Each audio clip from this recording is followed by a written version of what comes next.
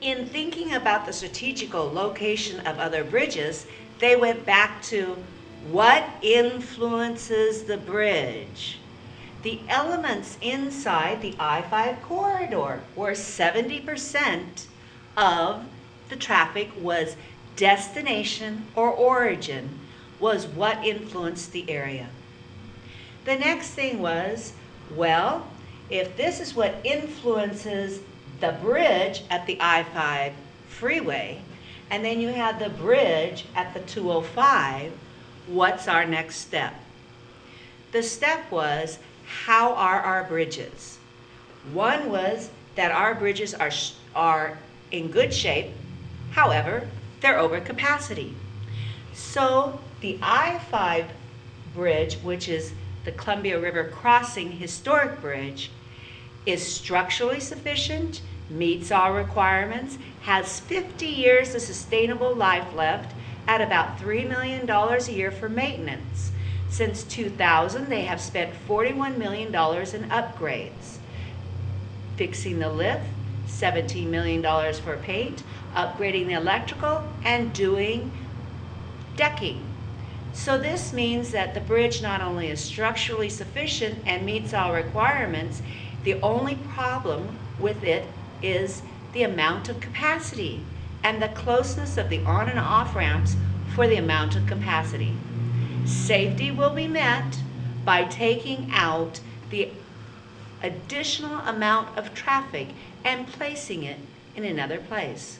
So the next step would be, do we have any bridges in our area already identified, as in where the next bridges should go? And yes, we do.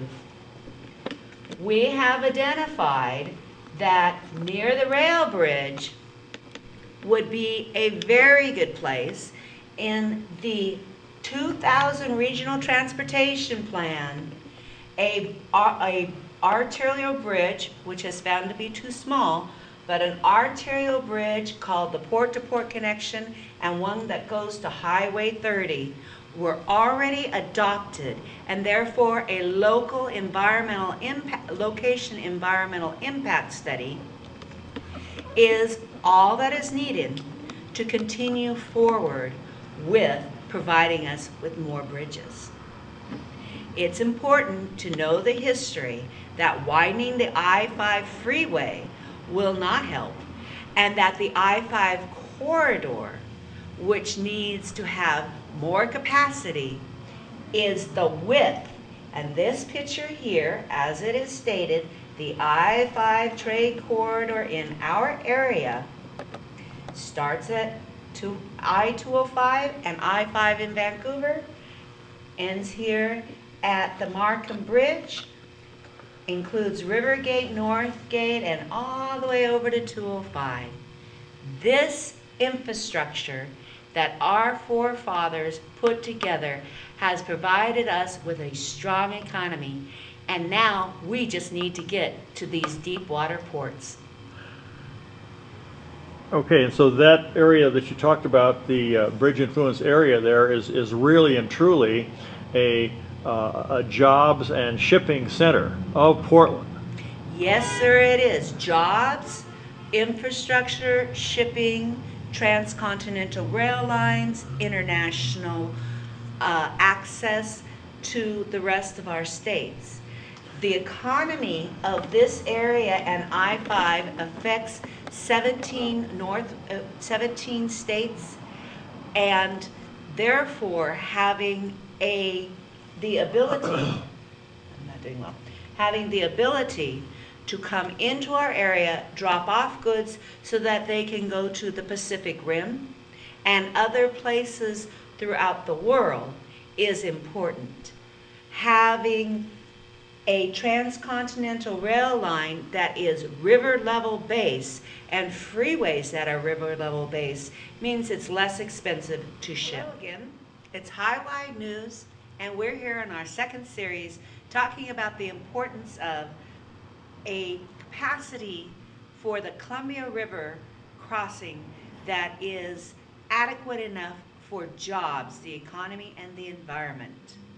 As stated in our first series, This is the I-5 corridor in the Portland-Vancouver area.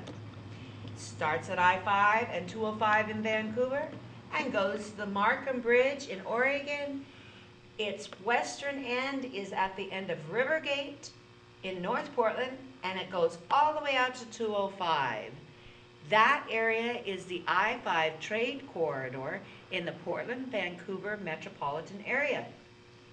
Its importance, again, has to do with rail, 2 deep water shipping ports, airports, trucking, and, of course, the I-5 freeway bridge itself, which is a continuous corridor from Canada to Mexico, about 3,000 miles.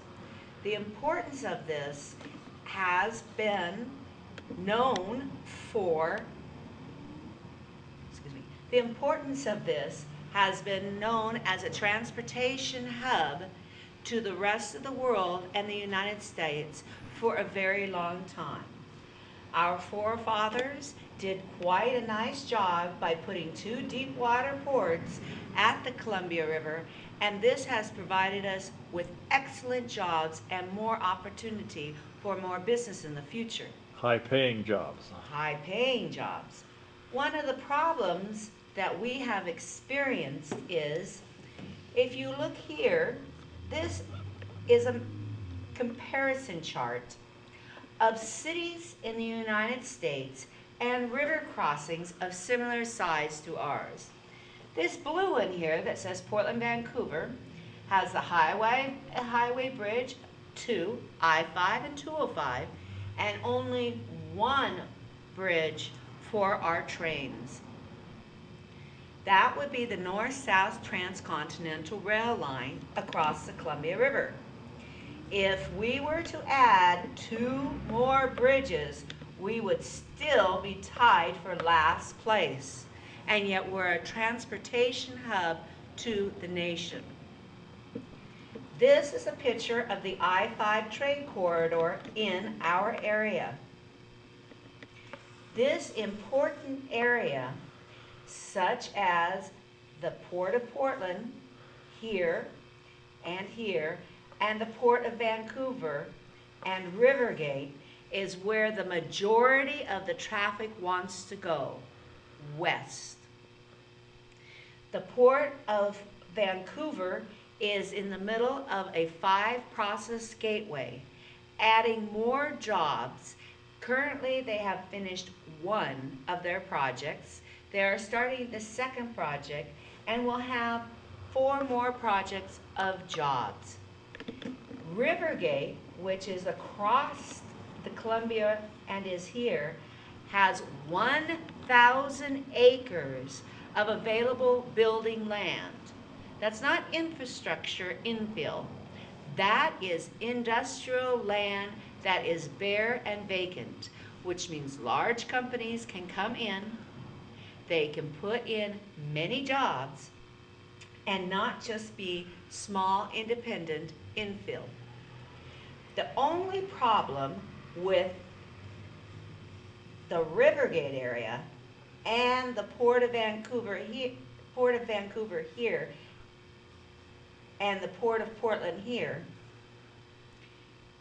there's nowhere to get there. When these ports were built in the 1800s and 1900s, the communities around them didn't have a problem with the traffic going through them. Now, these ports and industrial areas are landlocked.